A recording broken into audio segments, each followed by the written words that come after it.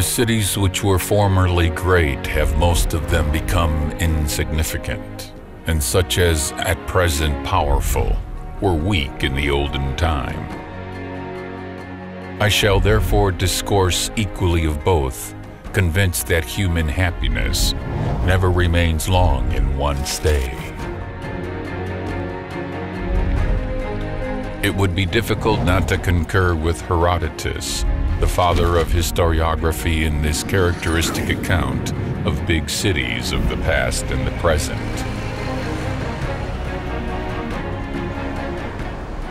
This is Rome, a city that prevailed in the ancient world and through the Middle Ages, maintaining a significant role in modern times. Legend has it that Romulus and Remus, twin brothers, founded it in 753 BC. They were heirs to Mars, the god of war, and were suckled by a she-wolf, hence the city bears the name of Romulus.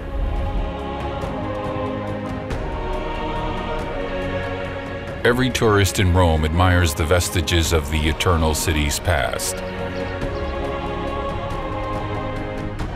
Every visitor may also look at the maps of the Roman Empire.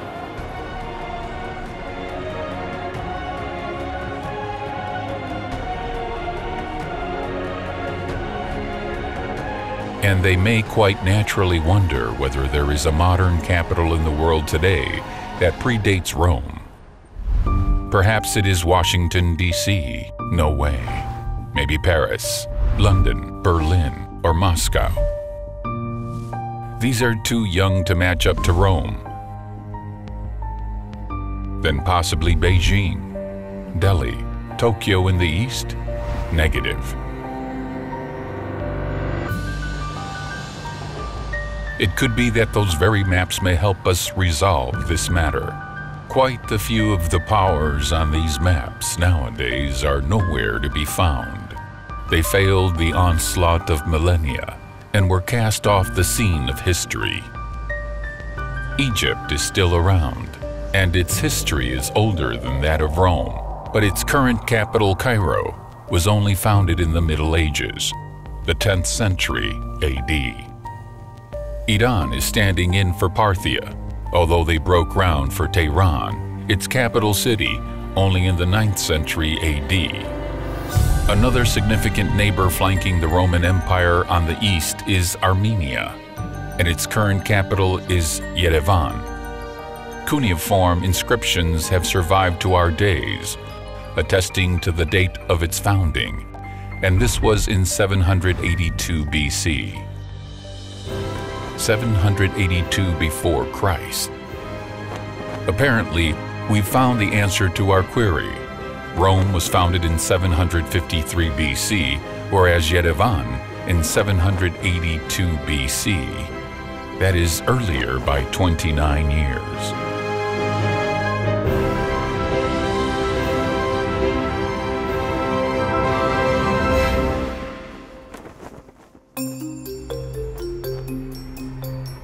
This is the City Hall in Yerevan. Each column on the facade of this remarkable building is dedicated to one of Armenia's prominent former capitals.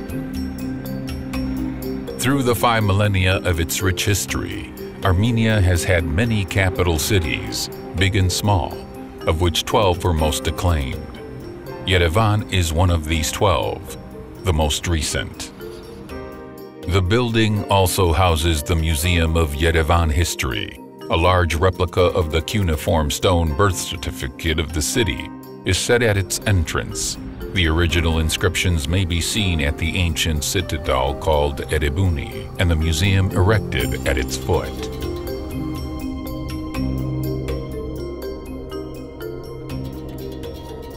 Rare are the cities in this world that possess written depositions on their founding, birth certificates carved in stone.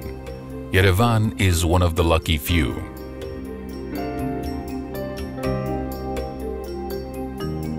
The cuneiform inscriptions spell the city's name as Erebuni. That is because the cuneiform script had no representation for the V sound. It was replaced by a B. The phonetic transformation of the AU pair was pretty common, which is why Yerevan is presented in cuneiform transcription as Erebuni.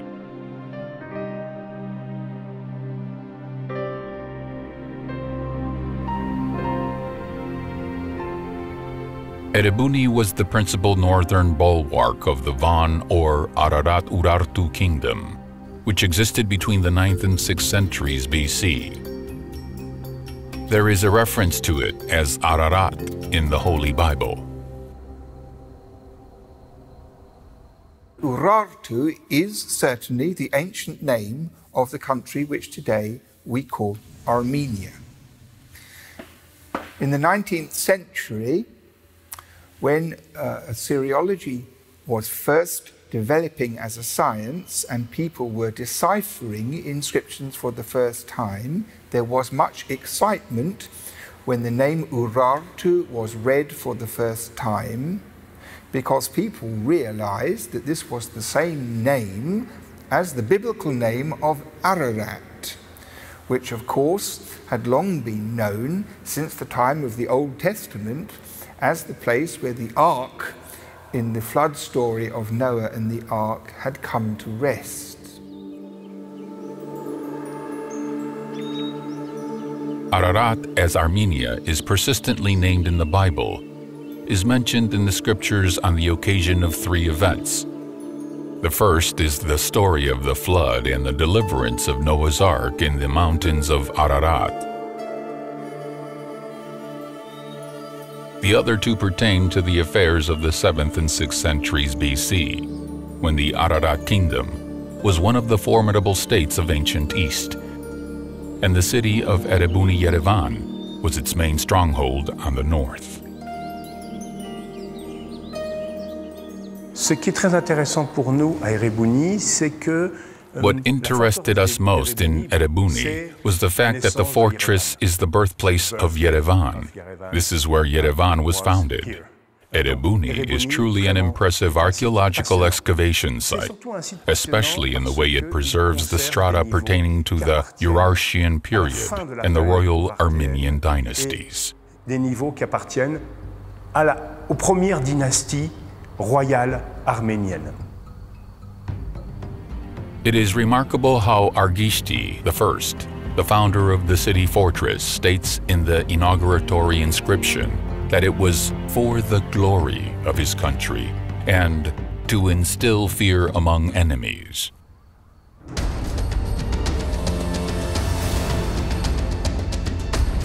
By the greatness of the god Kaldi, Argishti, son of Menua, built this mighty stronghold and proclaimed it Erebuni for the glory of Biainili and to instill fear among the king's enemies. By the greatness of Kaldi, Argishti, son of Menua, is a mighty king, king of Biainili and ruler of Tushpa.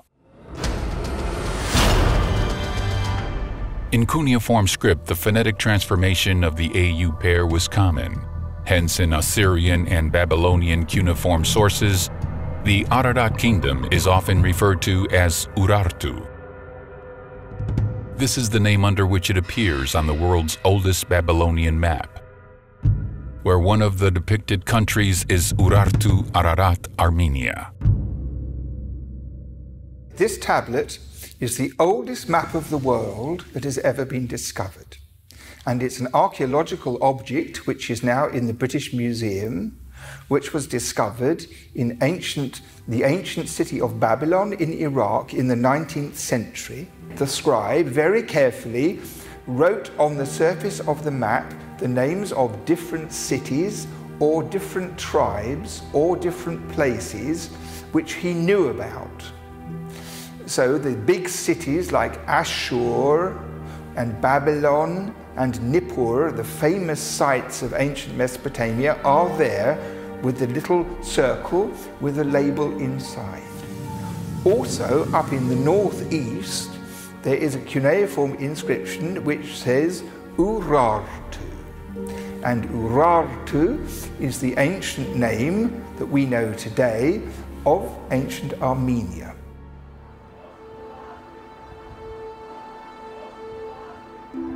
And this is one of the most renowned inscriptions, almost contemporary with the world's oldest Babylonian map.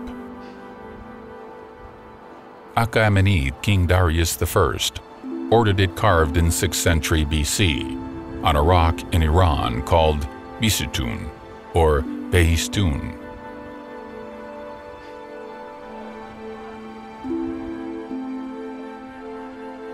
In the Persian section of this trilingual inscription, Armenia is spelled Armina. In the Elamite, it is Harminuya, and in the Babylonian, it is Urartu. All three refer to how the country was named in respective languages.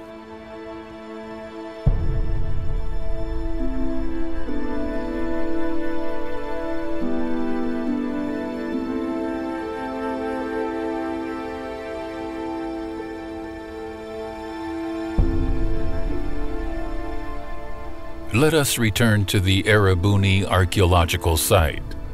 Scores of inscriptions were discovered here, recounting the story of founding the fortress, building a shrine there, military barracks, warehouses, and other buildings. The excavations have unearthed and keep on finding there various structures and artifacts which we admire even today in their masterful execution. Several of those objects were commissioned on the occasion of the inauguration of the fortress. Especially impressive among them are shields bearing inscriptions. Ci troviamo sul territorio della città. We are within the city walls of Erebuni now.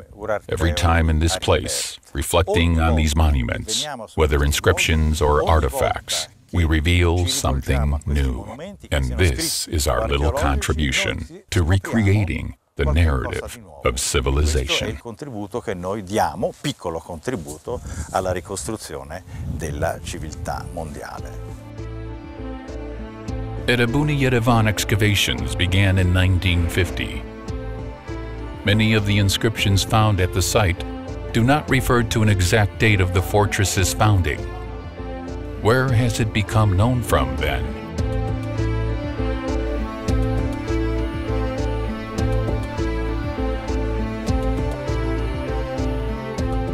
The capital of the Ararat-Urartu kingdom was the city of Tushpa, subsequently Van, which is why the kingdom is often referred to in literature as the Van Kingdom. Well-preserved cuneiform inscriptions have survived on the rock-carved walls of the Tushpa Van citadel. The largest among them, containing also the longest history of the kingdom of Van, recounts year by year the deeds of Argishti I, the most powerful ruler of Ararat-Urartu. The inscription reveals that King Argishti founded the fortress of Erebuni during the 5th year of his reign, which makes it 782 BC, 29 years before the founding of Rome.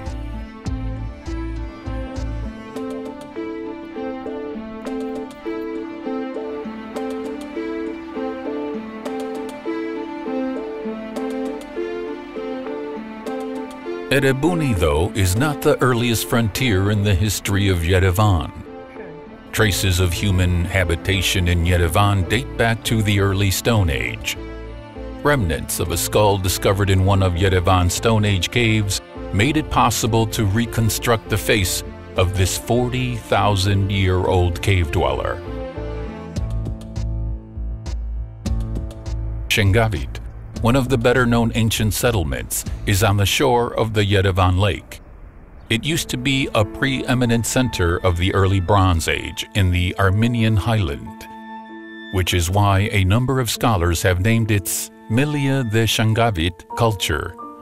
The Shengavit or early Bronze Age culture lasted about a millennium, from the middle of the 4th to the middle of the 3rd millennia BC, spanning the entire Armenian highland.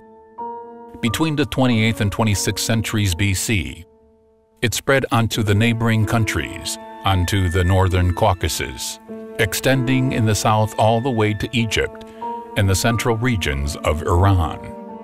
In fact, about 5,500 years ago, Yerevan through Shengavit became the center of the Armenian highland, maintaining this position for almost a millennium.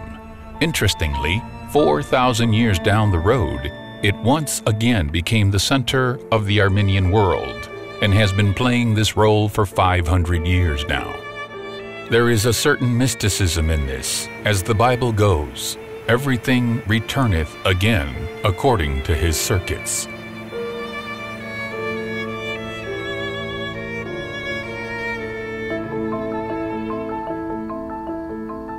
The depth of Yerevan's history is evident in a piece of lore regarding its naming, which pertains to the flood in Patriarch Noah. According to this legend, after the Ark of Salvation embarked atop Mount Ararat, Noah spotted some dry land and exclaimed, "Yervat, it is visible." And since what became visible is where Yerevan is situated, the place was named Yerevan, which means visible in Armenian. Many cities in this world have a legend associated with their naming, like Rome does. The legend of the founding of Athens dates farther back to semi-mythical Theseus in the 13th century BC.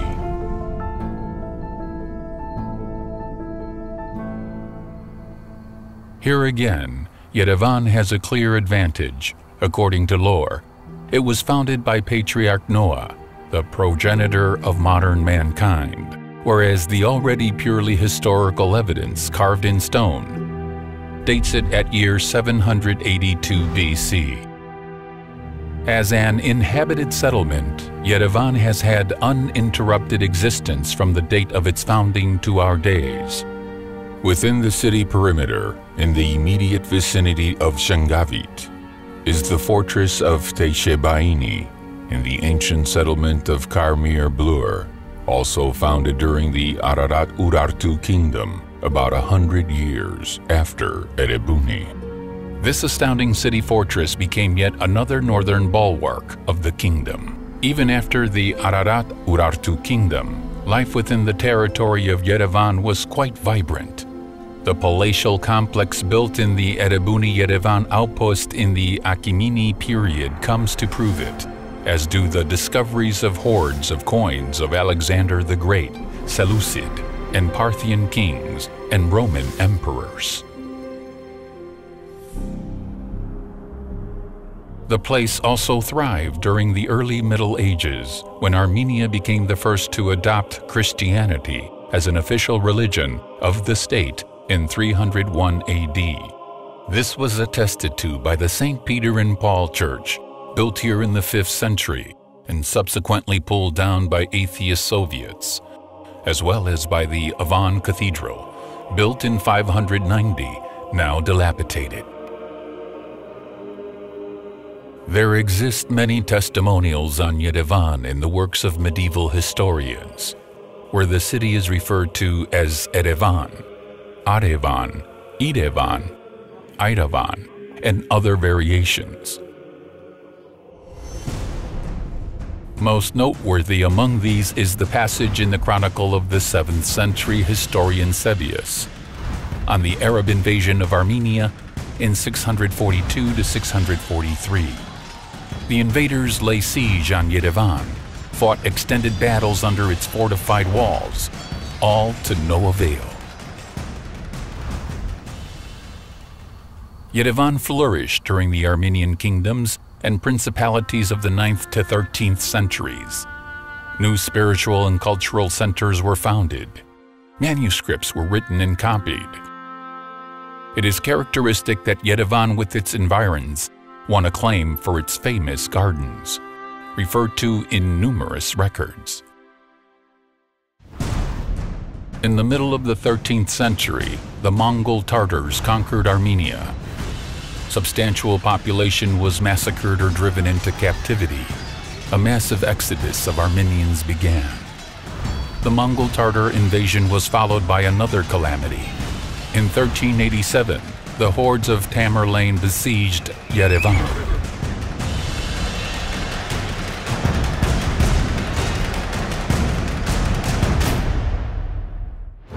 Around the middle of the 15th century, under the rule of Turkoman Karakoyunlu, who came from the east, the Ararat province was established, with its center in Yerevan. From that period onwards, Yerevan was referred to as the capital of the Ararat land. The Turco-Persian wars throughout the 16th to 17th centuries mostly fought over the territories of Armenia and Mesopotamia, brought about a disastrous situation for the entire Armenian nation. Yerevan became a priority target for foreign conquerors. Suffice it to mention just one episode. In 1604, the Persian Shah Abbas forcefully relocated 300 Armenians from eastern Armenia to Persia, and these included many from the city of Yerevan. Armenia was eventually divided between Ottoman Turkey and Persia, and the dividing line remained intact until the early 19th century. Eastern Armenia was handed to Persia, while Turkey occupied Western Armenia. A substantial part of Eastern Armenia comprised the Khanate of Yerevan. The Khanate also included the spiritual center of the Armenian Apostolic Church, the Holy Ejmiadzin.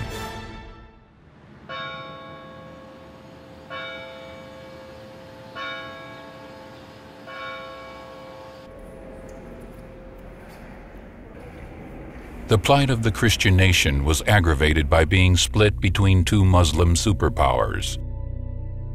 The unbearable conditions impeded with the advancement of culture, socio-economic development.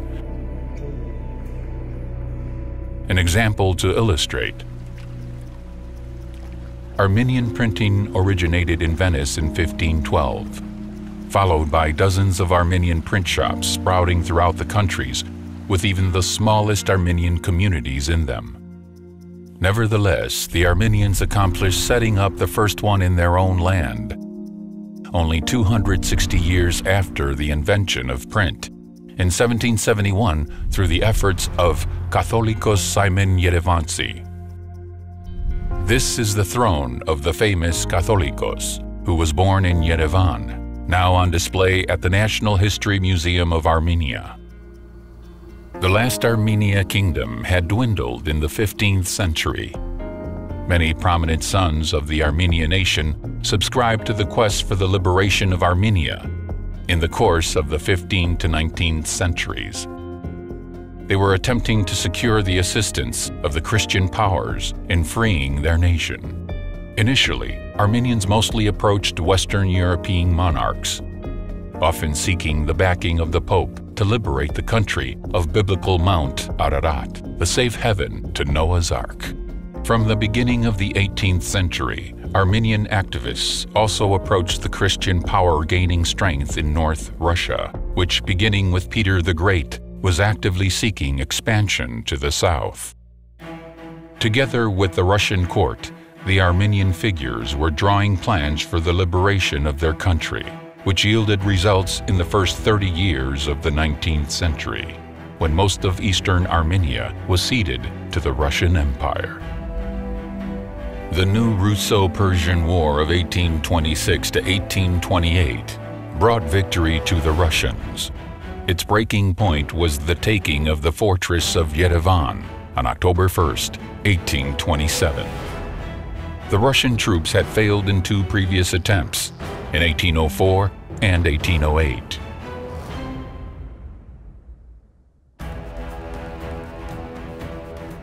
Under the Treaty of Turkmenchai, concluded on February 10, 1828, the Khanates of Yerevan and Nakhichevan, as well as the Ordubad region, were ceded to Russia. These territories were consolidated into the Armenian province, an administrative unit in the Russian Empire. The title of the Russian emperor was augmented with the Lord and King of the Armenian province. Благодарный армянский народ The grateful Armenian people cherished the memory of the historical events of the liberation struggle and the role in it of Russia and the Russian people.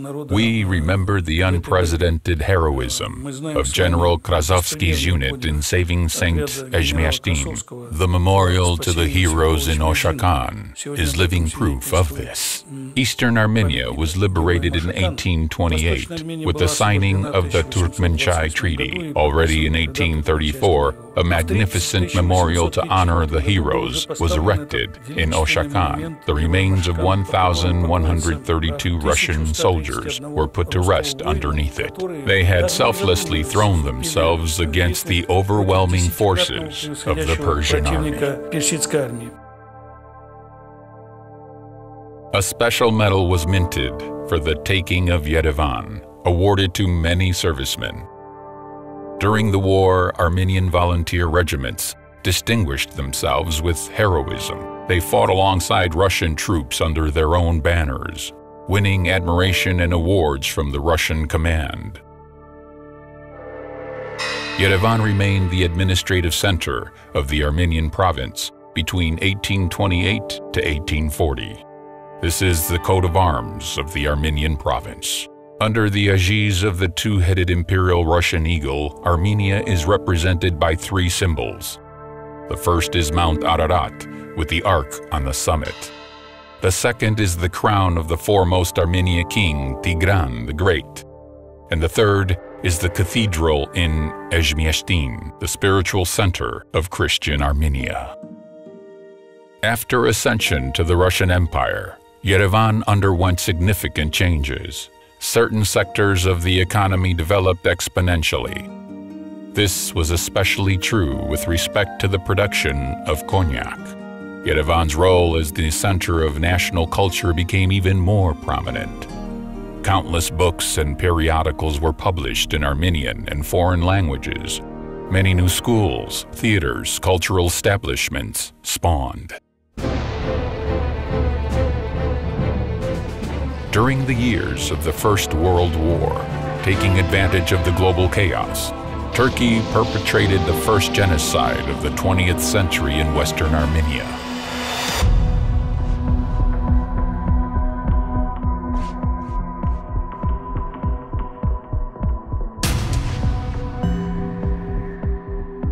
Hundreds of thousands of its survivors, Armenian exiles, found refuge in eastern Armenia. Yerevan too became a haven for huge numbers of refugees.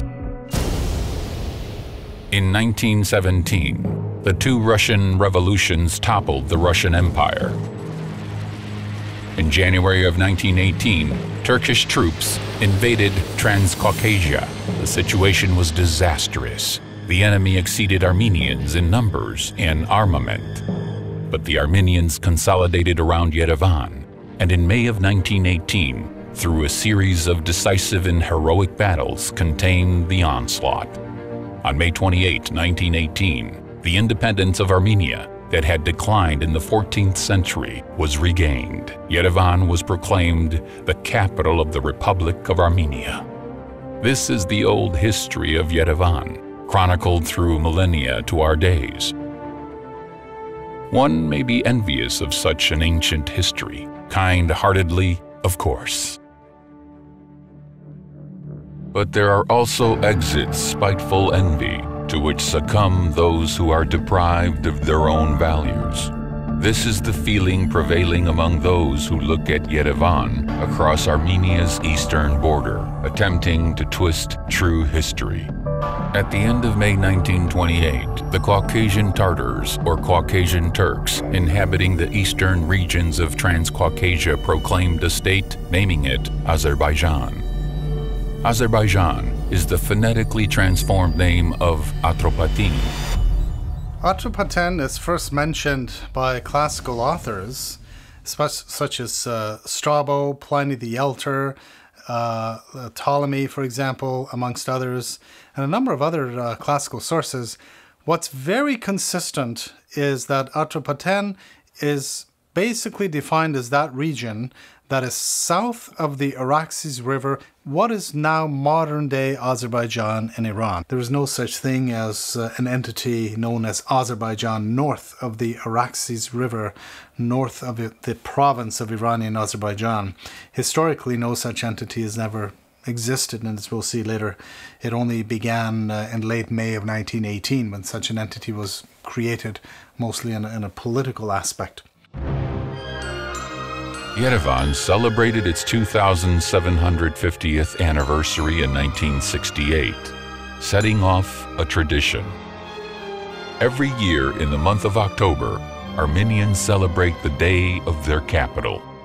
With an aspiration to falsify the history of Yerevan, an event was organized in Baku in 2011, in which the president of Azerbaijan, Ilham Aliyev, participated himself. It was called the 500 Years of the Fortress of Yerevan.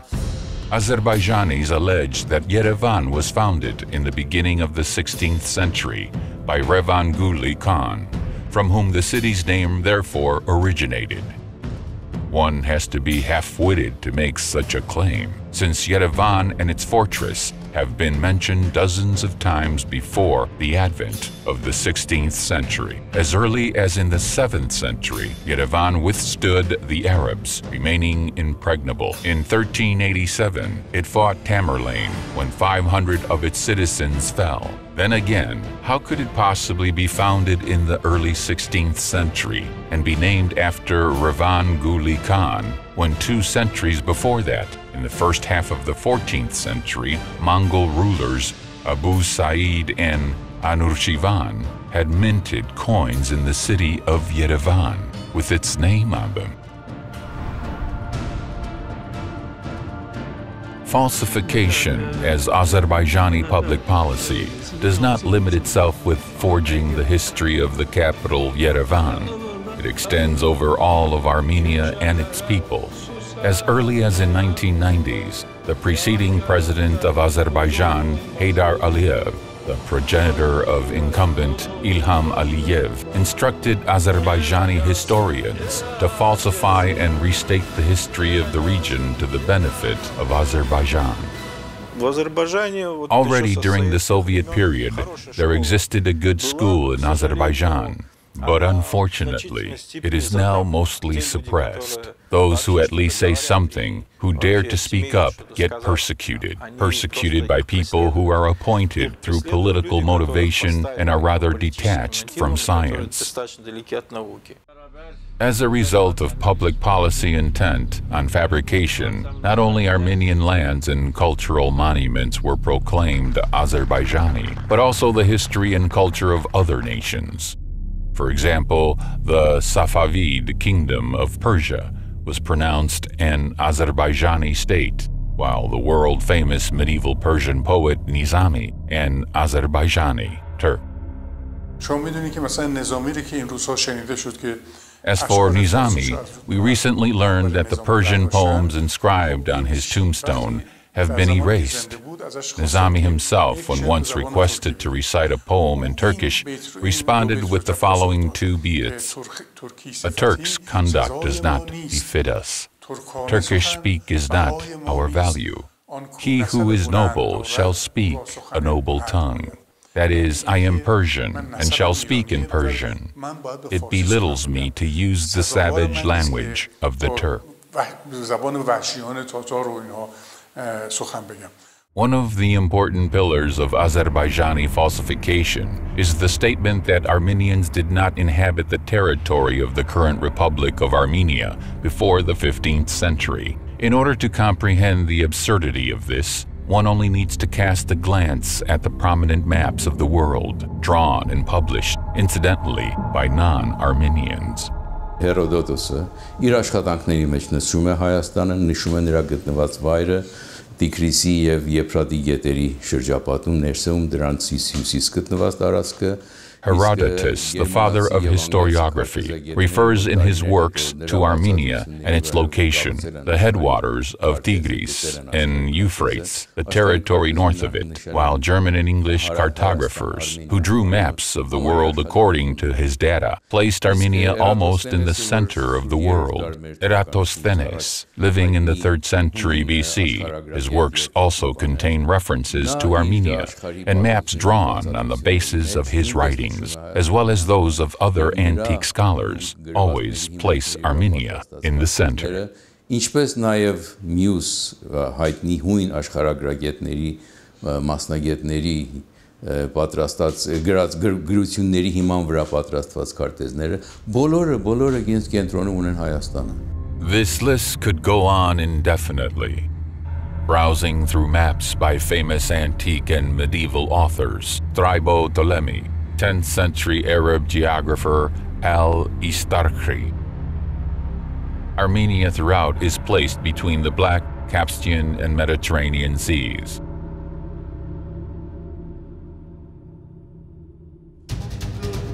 The Turco-Persian Wars, those were raging since early 16th century, devastated Armenia and reduced its population. Leaping at this opportunity, the Azerbaijani fabricators of history attempted to claim that no Armenians lived in this region on the 17th century. The ludicrousness of this claim is made apparent by a neutral source of the period, the famous French traveler Jean Jardin. Passing through Yerevan in 1673, which was then under Persian rule, he made a drawing of the city, entitling it the German publication of his travel memoirs. Erivan, the capital of Armenia, mind you, of no other country.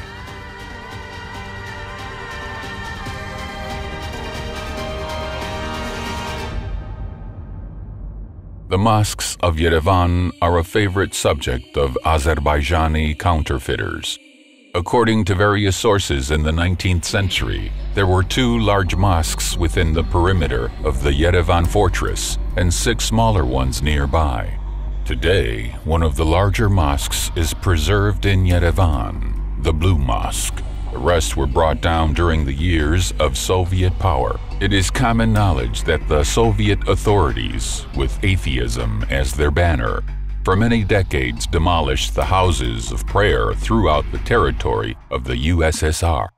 Numerous Christian Armenian monuments were pulled down in Yerevan through those years. The St. Peter and Paul Church, built in the 5th century, was ruined in the 1930s. The magnificent St. Mary's Cathedral of the 12th and 13th centuries was destroyed in the center of Yerevan. The churches of St. Gregory the Illuminator, St. Simon, Thessaloniki, Malar, the medieval cemetery of Kozern, Gethsemane, and many other structures of historical value were demolished.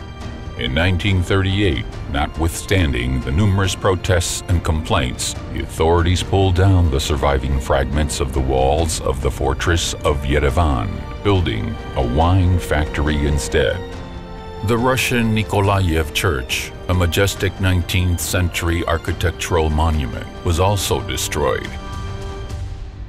And the 1913 St. Mary's Russian Orthodox Church in the 1930s was converted to a movie theater. This was the reality of those years. One cannot help but recall and remind Azerbaijani authorities of a well-known quote by Abraham Lincoln. You can fool all the people some of the time, and some of the people all the time, but you cannot fool all the people all the time.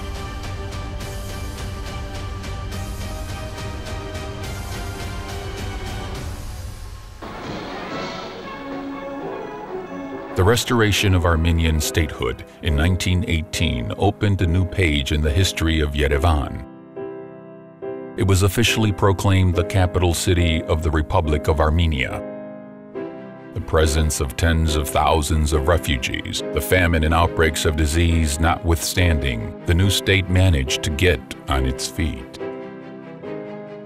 After many centuries of foreign rule, Armenian universities, cultural and academic centers reopened. In accordance with the Paris Peace Conference, the Treaty of Sèvres, and the U.S. President Woodrow Wilson Arbitration Award of 1919 to 1920, the Republic of Armenia should have consolidated 4 out of 7 provinces of Western Armenia. Yerevan was to become the capital of United Armenia. This was something that never took shape. Kemalist Turkey, in alliance with Bolshevik Russia, waged war against Armenia in September of 1920. On December 2nd, 1920, Armenia was conquered and split between those 2 countries. Most of the territory of the Republic of Armenia was joined to the Soviet state. Karabakh and Nakhchivan were severed from that territory and handed over to Azerbaijan, and on the remaining 30,000 or so square kilometers extended the power of Soviet Armenia. The Armenian Soviet Socialist Republic was a semi-independent state within the USSR, and Yerevan was once again its capital city. The occupation and alienation of Armenia's territories throughout the 1920s to the 1930s, the destruction of numerous monuments of Armenian culture and faith, the exile of progressive intellectuals had an extremely detrimental effect on the country and its capital city. Nevertheless, thanks to the creative potency of the Armenian nation and the conditions of peace, the war-ravaged country was soon rebuilt.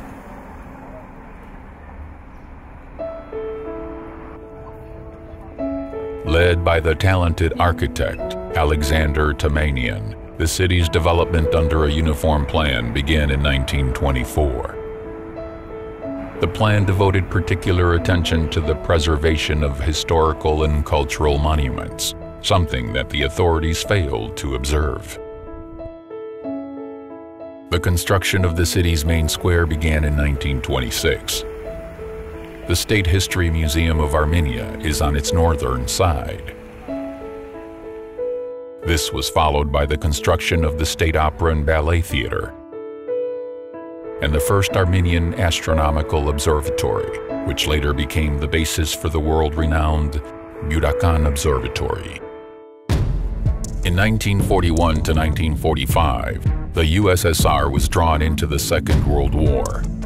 In the years of war, 600,000 Armenians enlisted in the Soviet Army. Every second, one of them did not return from the front line. During those years, the 89th, 408th, and 261st Armenian Infantry Divisions were formed in Yerevan. The first made it all the way to Berlin, the second to Czechoslovakia, and the third was deployed to the Armenian-Turkish border, since Turkey had entered an alliance with fascist Germany and was waiting for the fall of Stalingrad to invade Transcaucasia. During the year of war and the post-war period, 170 Armenians became generals, 4 became army marshals, and 1 an admiral of the Navy. More than 70,000 Armenians were decorated with orders and medals.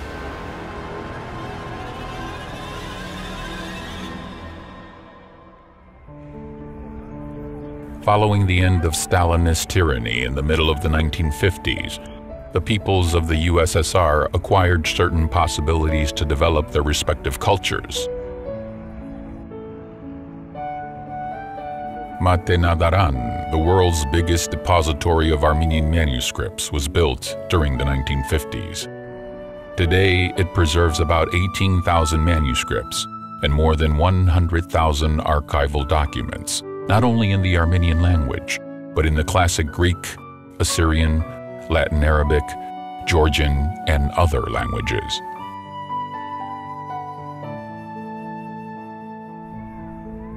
Since 1957, the statue of Mother Armenia stands vigil over the capital in the Victory Park.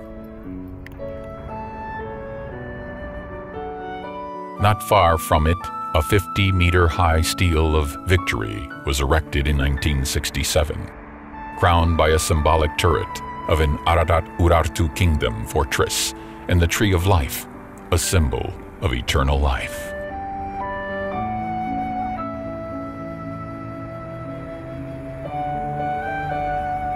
In 1959, another symbolic monument was erected in Yerevan, the statue of David of Sassoon, the main epic hero of Armenia, an unrelenting fighter for justice. 1965 marked the 50th anniversary of the Armenian genocide perpetrated by the Turks. The construction of the Tsisir Ernakaberd Memorial to the victims of the genocide commenced and was completed in 1967. Dynamic construction in the city continued through the subsequent decades. The Yerevan Underground was commissioned. The sports and concert complex, a major cultural venue of the Republic, many others.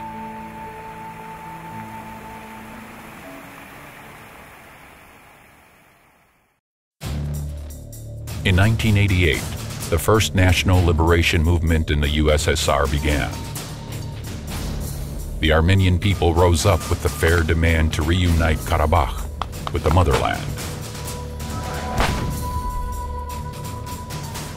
Thus began the story of the collapse of the USSR. Armenia regained its independence in 1991. And Yerevan once again became the capital city of independent Armenia.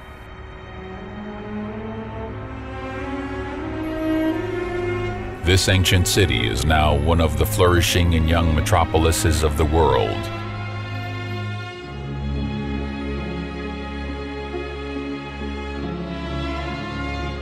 An ancient legend associates the naming of the city with the flood and with Patriarch Noah, while cuneiform inscriptions that have survived to our days prove that Yerevan was founded in the year 782 BC, 29 years before Rome.